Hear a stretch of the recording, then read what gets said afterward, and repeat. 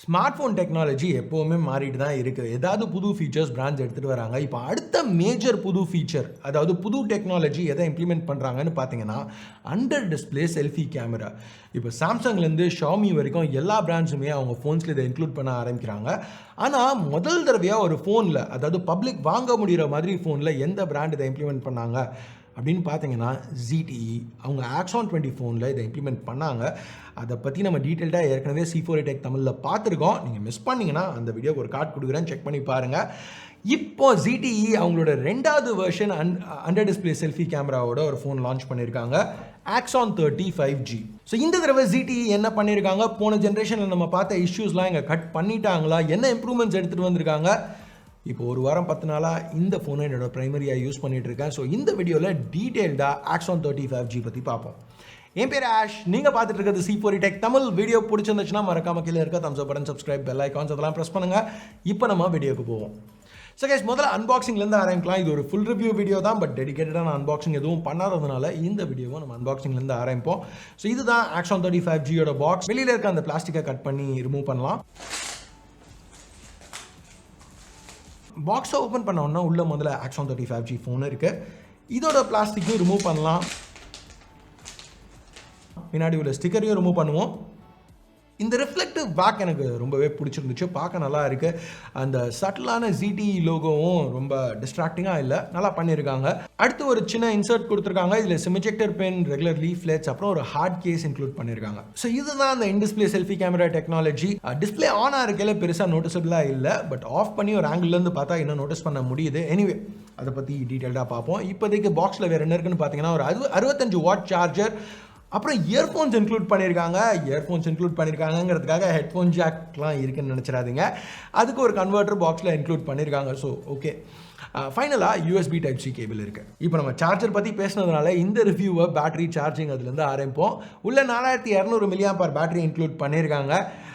பெரிய high capacity மாதிரி இல்லாட்டியும் ஆக்சுவலாக ஆப்டிமைசேஷன் நல்லா இருக்கிறதுனால 2 நாள் வரைக்கும் இந்த பேட்டரி நின்றுச்சு. லைட் யூசேஜோட ஹெவி யூசேஜில் என்ன தான் புஷ் பண்ணாலும் ஒரு நாள் பேட்டரி ஈஸியாக நின்றுச்சு, பிரச்சனை எதுவும் இல்லை. பேட்டரி லைஃப் இவ்வளோ நல்லா இருக்கிறதுக்கு காரணம் சாஃப்ட்வேர்னு சொல்லலாம். ZTE இதை MyUI 11 அப்படின்னு சொல்கிறாங்க. இது Android 11 மேலே அவங்க பில்ட் பண்ணியிருக்க ஒரு கஸ்டம் ஸ்கின். இது ரொம்பவே அன்அப்ட்ரூசிவாக இருக்குன்னு சொல்லலாம். அதாவது ரொம்ப மேஜராக அவங்க எந்த மாற்றங்களும் பண்ணல. அந்த ஐகான்ஸ் கொஞ்சம் ஸ்கொயர்ட் ஆஃபாக இருக்குது ஹோம் ஸ்க்ரீனில். நோட்டிஃபிகேஷன் பாரில் உள்ள குவிக் செட்டிங் டாகிள்ஸ் கொஞ்சம் எலாங்கேட்டடாக இருக்குது. செட்டிங்ஸ் மெனுவில் கொஞ்சம் அந்த பட்டிட்டிங்கிறங்க பார்த்து ஸ்கின்லாம் மாற்றிருக்காங்க. பட் இது எல்லாமே வெறும் அப்பியரன்ஸ் மட்டும்தான். பெருசாக ஹெவியான ஃபீச்சர்ஸ் எதுவும் அவங்க ஆட் பண்ணல. அவங்க ஆட் பண்ண சில எக்ஸ்ட்ரா ஃபீச்சர்ஸ், ZPOP, பேசிக்காக ஒரு ஆல்டர்னேட்டிவ் நேவிகேஷன் மெத்தட் நம்ம நிறைய ஃபோன்ஸில் பார்த்தது தான். Double tap to wake, shake to turn on flash light, இது எதுவுமே ரொம்ப அந்த இன்டர்ஃபேஸை ஹெவியாக்கி ஸ்லோ டவுன் பண்ணுற மாதிரி இல்லை. அது மட்டும் இல்லாமல் ZTE ஃபோன்ஸில் ஆட்ஸ் எதுவும் கிடையாது. லான்ச்சர் ஸ்விட்ச் பண்ணுறதுக்கு எந்த ரெஸ்ட்ரிக்ஷன்ஸும் இல்லை. ப்ளோட்வேரும் அவங்க எதுவும் பெருசாக இன்க்ளூட் பண்ணல. ஸோ எல்லாமே ரொம்ப லைட் வெயிட்டாக, ரொம்ப ஃபாஸ்ட்டாக இருந்துச்சு. சாஃப்ட்வேர் மட்டும் நல்லா இருந்தால் பத்தாது, ஹார்ட்வேரும் நல்லா இருக்கணும். அதுக்கும் இங்கே அட்டென்ஷன் கொடுத்துருக்காங்க.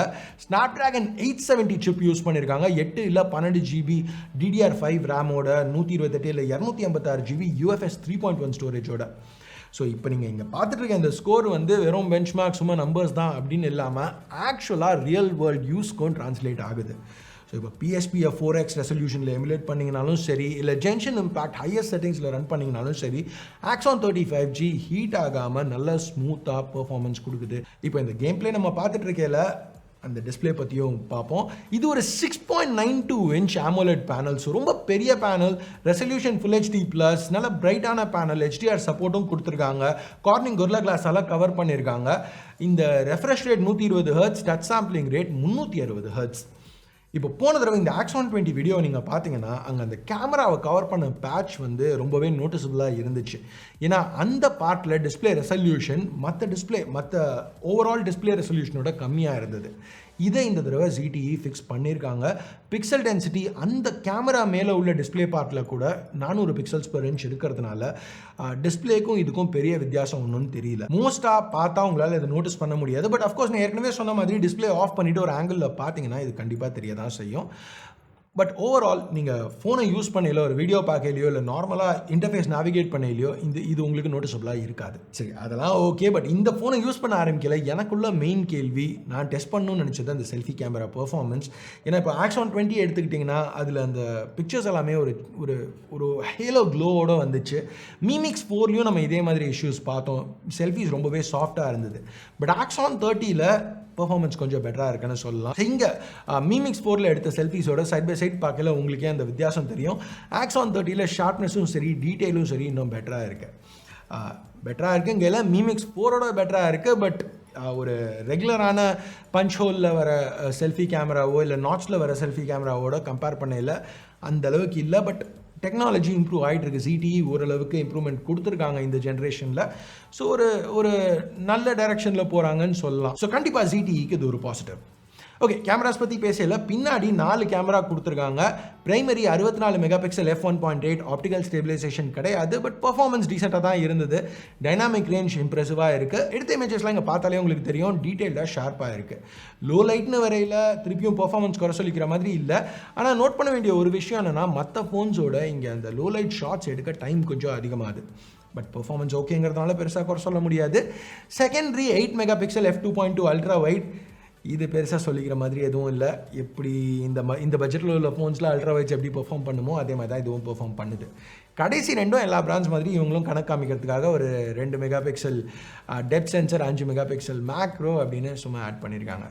வீடியோன்னு வரையில் 4K 60 FPS வரைக்கும் ஷூட் பண்ண முடியும். ஃபுட்டேஜ் நல்லா ஸ்டேபிளாக கிறிஸ்பாக இருக்குது. ஜைரோஸ்கோப் பேஸ்ட் EIS யூஸ் பண்ணியிருக்காங்க. ஸோ இப்போ நம்ம பேசிக்காக battery, hardware, display, software, cameras இதெல்லாமே பார்த்துட்டோம். ஸோ இப்போது பில்டுக்கு வரலாம். இங்கே இந்த கேமரா ஹம்ப் கொஞ்சம் ப்ரொனவுன்ஸ்டாக இருக்கிறதுனால நீங்கள் ஒரு டெஸ்கில் வச்சு டைப் பண்ணிங்கன்னா அந்த வாப்லிங் இருக்குது. கேஸ் போடையில் அது ஆஃப் செட் ஆகுது, பிரச்சனை இல்லை. பட் ஸ்டில் நோட்டீஸ் பண்ண வேண்டிய ஒரு விஷயம் தான். பின்னாடி உள்ள Axon லோகோ ரொம்ப பெருசாக கொடுத்துருக்காங்க.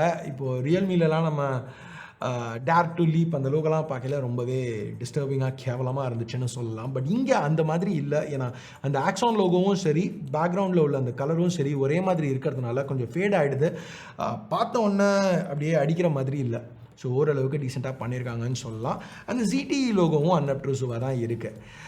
இங்கே எனக்கு பிடிக்காத விஷயம் என்னென்னா, பேக் இப்போ பிளாஸ்டிக் யூஸ் பண்ணியிருக்காங்க. போன ஜென்ரேஷன் Axon 20ல் பார்த்தீங்கன்னா கிளாஸ் அப்புறம் ஈகோ லெதர்னு 2 ஆப்ஷன் கொடுத்தாங்க. பட் இங்கே வெறும் கிளாசி பிளாஸ்டிக். ஸோ ஃபிங்கர் பிரிண்ட்ஸ் ஈஸியாக பிக்கப் ஆகுது, ஸ்க்ராச்சஸும் ஈஸியாக பிக்கப் ஆகும். பட் இதில் நல்ல விஷயம் என்னென்னா, ZTE வெயிட்டை ஒரு 10 கிராம் கம்மி பண்ணியிருக்காங்க போன ஜென்ரேஷன்லேருந்து. ஸோ கிட்டத்தட்ட 7 இன்ச் டிஸ்பிளேயோட வர ஒரு ஃபோனுக்கு 190 கிராம் வெயிட்டுங்கிறது ஒரு நல்ல விஷயம் தான். ரொம்பவே லைட்டாக இருக்குது ஃபோன் கையில் பிடிச்சி யூஸ் பண்ணுறதுக்கு. சைட்ஸும் பிளாஸ்டிக் தான். ஸோ நம்ம இப்போ டக்குன்னு சைட்ஸில் உள்ள பிளேஸ்மெண்ட்ஸ் பார்ப்போம். பவர் வால்யூம் கீஸ் ரைட்டில், செகண்டரி மைக் டாப்பில், லெஃப்ட்டில் எதுவும் கிடையாது. Speaker, primary microphone, USB Type-C port, அப்புறம் சிம் ட்ரே பாட்டமில் கொடுத்துருக்காங்க. இது ஒரு hybrid setup. So micro SD வேணும்னா நீங்கள் யூஸ் பண்ணலாம். ஸோ ஓவரால் பில்டுன்னு வரையில் எனக்கு அந்த பிளாஸ்டிக் யூஸ் பண்ணது ஒரு மேஜர் நெகட்டிவாக தெரியுது. பட் ஸ்டில் உள்ள இன்டர்னல்ஸ் போன generation mid range Snapdragon 765G use பண்ணாங்க. இந்த தடவை கிட்டத்தட்ட ஃப்ளாக்ஷிப் Snapdragon 870 யூஸ் பண்ணியிருக்காங்க. So okay. பட் அஃப்கோர்ஸ் அது ஒன்றும் அவங்க ஃப்ரீயாக அப்கிரேட் பண்ணல. Axon 20 $449 லான்ச் ஆச்சு. இது $50 அதிகமாக $499 லான்ச் ஆகிருக்கு.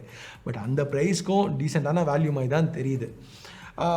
எப்படி சொல்லலாம்னா, இப்போ Axon 20 எடுத்துக்கிட்டிங்கன்னா அந்த ஃபோனுக்கு நம்ம அட்டென்ஷன் கொடுத்ததுக்கு காரணமே under display selfie camera use பண்ணியிருக்காங்க. புது டெக்னாலஜி, இதான் ஃபியூச்சர் அப்படிங்கிறது தான் அந்த ஃபோனுக்கு ஒரு அட்ராக்டிவ் ஒரு செல்லிங் பாயிண்ட்டாக இருந்தது.